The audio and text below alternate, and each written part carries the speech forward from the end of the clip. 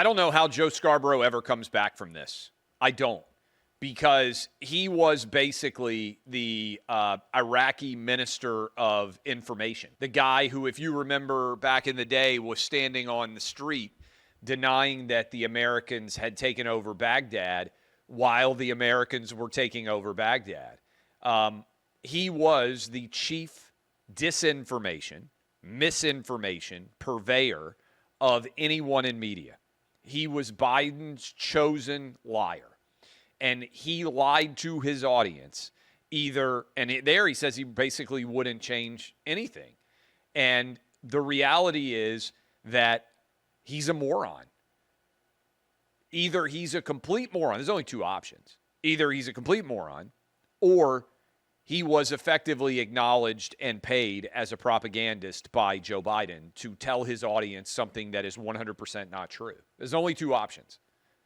And he seems to be trying to say, well, I was fooled. That's not an option. I don't buy it.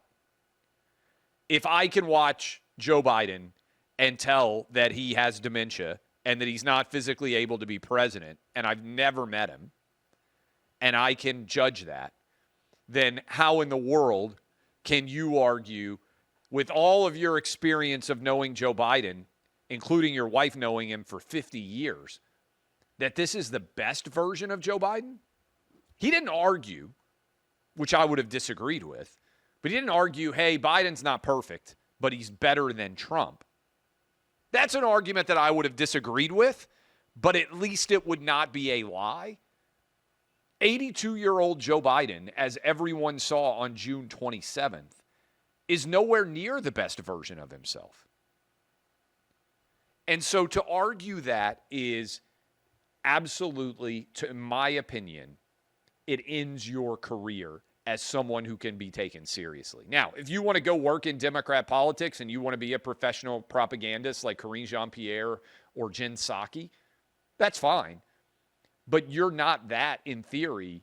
You're talking to your audience in what is supposed to be a rational, reasoned, intelligent fashion, and you're lying to them. And I don't think Joe Scarborough ever comes back from this. I really don't. I think he's finished.